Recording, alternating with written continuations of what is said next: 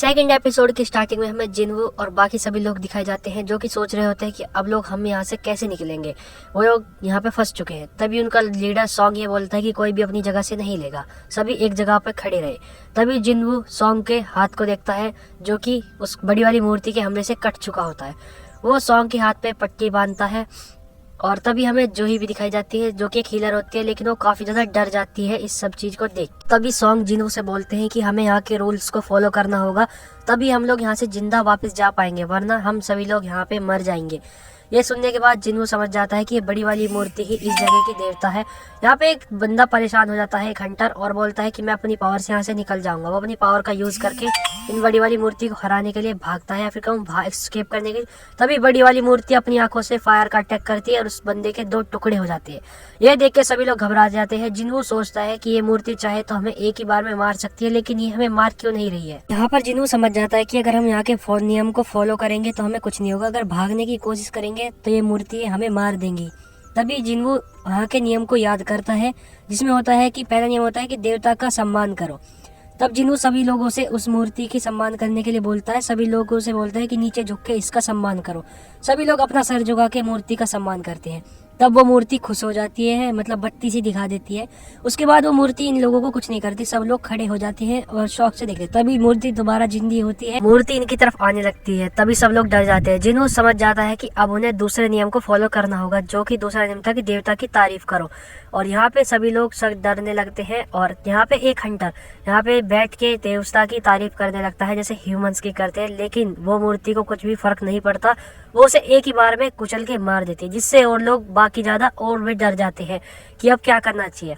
तभी जिन्वू जूही को लेके भागने लगता है और बाकी मूर्तियां भी जिंदी हो जाती है और उन हंटर्स को मारने लग जाती है। इसके बाद जिन्वू सभी मूर्तियों को ध्यान से देखता है और उसे कुछ मूर्तियां दिखती है जिनके पास इंस्ट्रूमेंट होते हैं। वो सभी लोगों से बोलता है कि सभी लोग इन मूर्तियों के नीचे जाके खड़े हो जाओ जिनके हाथ में म्यूजिक वाले इंस्ट्रूमेंट हैं। तो सभी लोग यही करते हैं और दौड़ के उन मूर्तियों के नीचे जाके खड़े होने लग जाते हैं। जैसे ही वो मूर्ति के पास जाते हैं, मूर्ति म्यूजिक बजाना स्टार्ट कर देती है, जिससे वो बड़ी वाली मूर्ति थोड़ी शांत होती है। तभी जूही और जिन्वू भी एक मूर्ति के नीचे पहुंच जाते हैं, लेकिन वो मूर्ति म्यूजिक नहीं बजाती क्योंकि उसके नीचे 2 बंदे थे। जिन्वू ये बात समझ जाता है और वहाँ पे वो जूही को छोड़ के खुद जिन्वू दूसरी मूर्ति की तरफ बढ़ लेता है। लेकिन तभी बड़ी वाली मूर्ति जिन्वू पर हमला कर देती है और उसे मारने की कोशिश करती है। लेकिन जिन्वू फिर भी किसी न किसी तरह एक मूर्ति के नीचे पहुंच ही जाता है, लेकिन काफी जख्मी हो जाता है, जिससे बड़ी वाली मूर्ति अपनी जगह पे जाके बैठ जाती है और शांत हो जाती है। तभी जूही आती है और जिन्वू को देखकर उसका एक पैर कट चुका होता है, जिसकी वजह से वो उसे हील करने की कोशिश करती है, लेकिन वो उसे हील नहीं कर पाती। उसकी भी एबिलिटी एक टाइम पे पीक पर पहुंच जाती है। तभी सब लोग यहाँ पे आने का ब्लेम मिस्टर सॉन्ग पर डाल देते हैं और उन्हें बोलते हैं कि ये सभी आपकी वजह से ही हुआ है। ये सभी बातें कर ही रहे थे कि तभी यहाँ पर एक बलिस्थान बाहर आता है, जिसे देखकर जिन्वू वहाँ बैठे सभी लोगों को बताता है कि इस बलिस्थान का उपयोग पुराने जमाने में देवता के लिए अपना विश्वास दिखाने के लिए किसी चीज की बलि देकर किया जाता था। जिन्वू बताता है कि अब हमें भी तीसरे नियम के हिसाब से अपनी भक्ति को साबित करने के लिए किसी चीज की बलि देनी होगी। इसके बाद वहाँ पे खड़ा एक हंटर मिस्टर सॉन्ग पे तलवार तान देता है और बोलता है कि ये सभी आपकी गलती है, तो आपकी की बलि दी जाएगी। मिस्टर सॉन्ग भी इसके लिए हाँ बोलते हैं कि मेरी गलती है, मैं अपनी बलि देने के लिए तैयार हूँ, और वो बलिस्थान में जाके खड़े जाते हैं। लेकिन तभी वहाँ पर एक आग जलने लगती है और मिस्टर सॉन्ग को कुछ भी नहीं होता, जिसके बाद जिन्वू भी 2 लोगों के साथ में बलिस्थान के अंदर जाता है और वहाँ पे 3 रोशनी आग और जलने लगती है। इसके बाद जिन्वू मिस्टर सॉन्ग से पूछता है कि अगर हम लोग यहाँ पर हार गए तो क्या हमारी मदद के लिए बाहर से यहाँ पे कोई आएगा।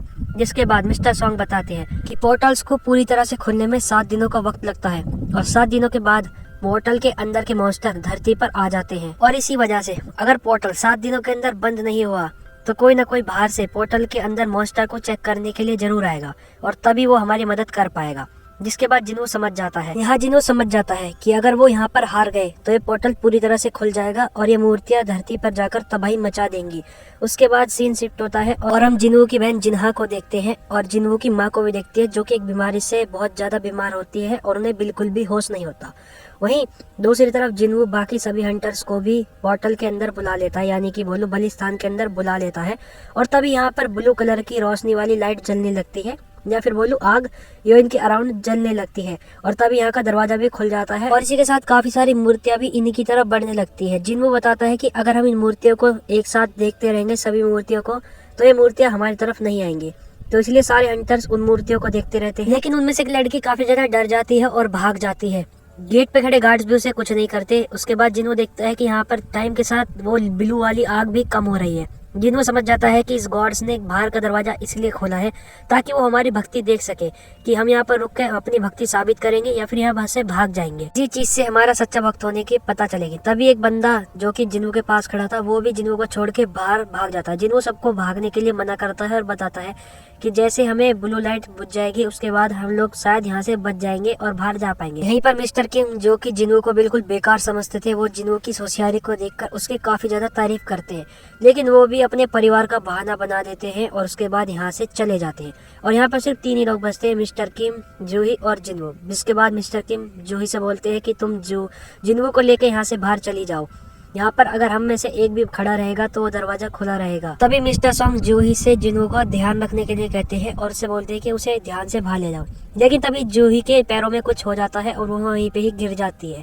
तभी मिस्टर सॉन्ग समझ जाते हैं कि जिन्हों को ठीक करते हुए जूही की सारी एनर्जी बोलो पावर्स खत्म हो गई है, अब वो नहीं चल सकती। ये देखकर जिन्हों बोलता है कि मैं इस हालत में जूही को बाहर नहीं ले जा सकता, तो अब तुम्हें ही इस जूही को बाहर लेके जाना होगा। लेकिन ये बात सुनकर जूही मिस्टर सॉन्ग से बोलती है कि मैं जिन्हों को छोड़कर बाहर नहीं जाऊंगी। लेकिन तभी जिन्हों उसे एक स्टोन देता है और बोलता है कि मैंने तुम्हें बाहर खाने पे ले जाने का वादा किया था, तो तुम इस स्टोन से खाना खा लेना और बचे हुए पैसे मैं अगर जिंदा बच गया तो वापस आकर तुमसे ले लूंगा। तभी मिस्टर सॉन्ग जूही को बेहोश कर देते हैं और सबने साथ बाहर ले जाते हैं।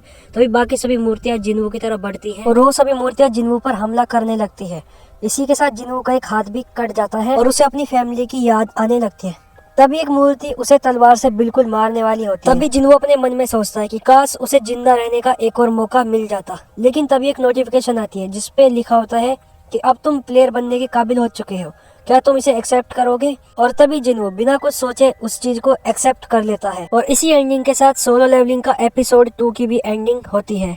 आई होप गाइज तुम लोगों ने एंजॉय किया होगा और वीडियो आपको अच्छी लगी हो तो यार वीडियो को लाइक कर देना, चैनल को कर देना सब्सक्राइब और कमेंट में बता देना अपना एक्सपीरियंस। मिलते हैं किसी और नई वीडियो में, तब तक के लिए tata bye bye goodbye, sayonara।